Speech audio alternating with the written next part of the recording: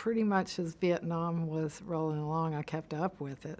Had a brother in the Navy and another brother who served in the Air Force who went to Thailand. I've never really been exposed to war, but it was more of a standpoint of I want to serve my nation as well as being a nurse, and I just felt like that would be a good fit.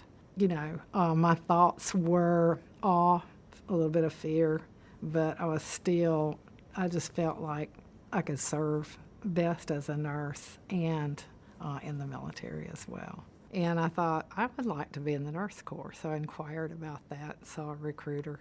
And I actually met some resistance from my brothers because they were very protective, because females who enter the military as a WAF were not really respected, and that was an enlisted, so they didn't realize that as a nurse you had to have passed state boards and been an RN before the Air Force would take you. So they didn't understand that. And then the younger brother was going to go to Canada. He just was not going to.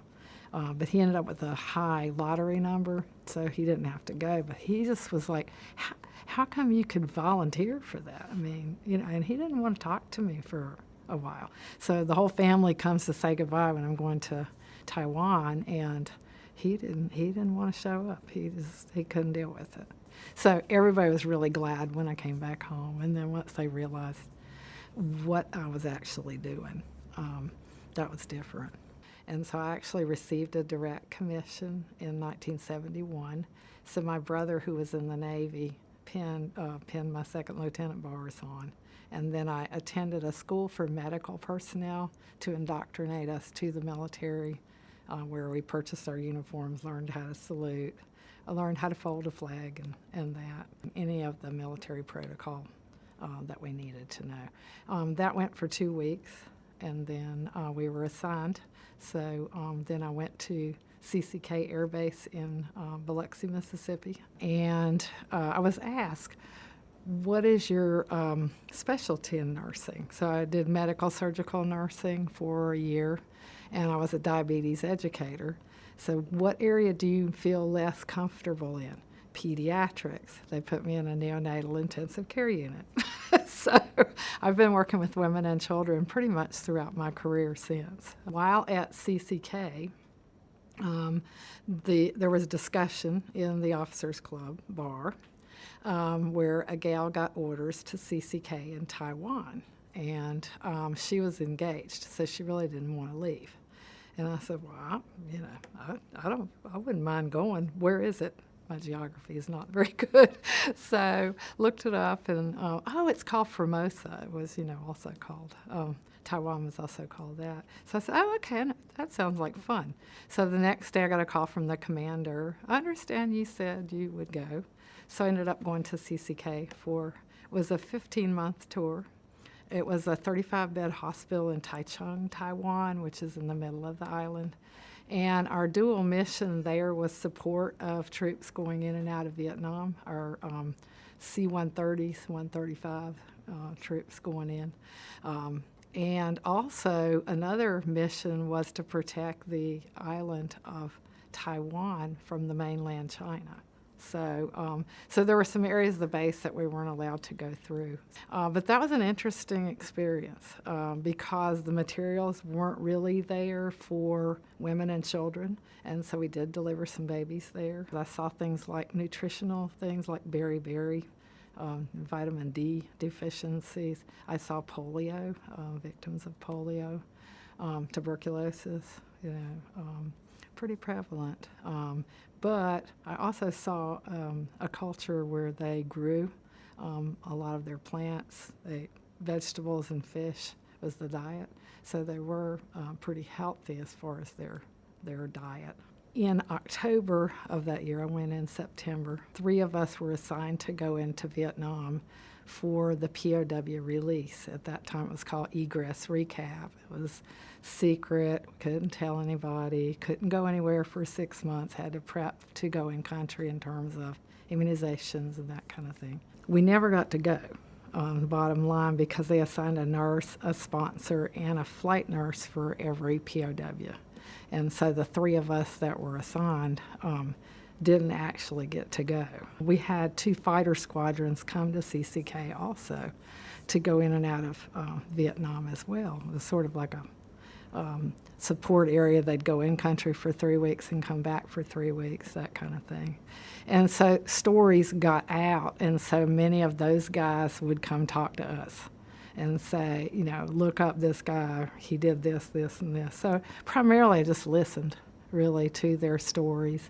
I think the most profound was the pilots that said what they would do if they were captured. And most of them said they'd want to die. They didn't want to be captured, especially from earlier reports of POWs at the beginning of the war. And then some of them would talk about what happened when they had to ditch the airplane and jump out. You can get some pretty severe injuries from that, and one guy kind of really messed up his shoulder. There was a bad strain of hepatitis, and so the patients would have to stay in the hospital for about 30 days.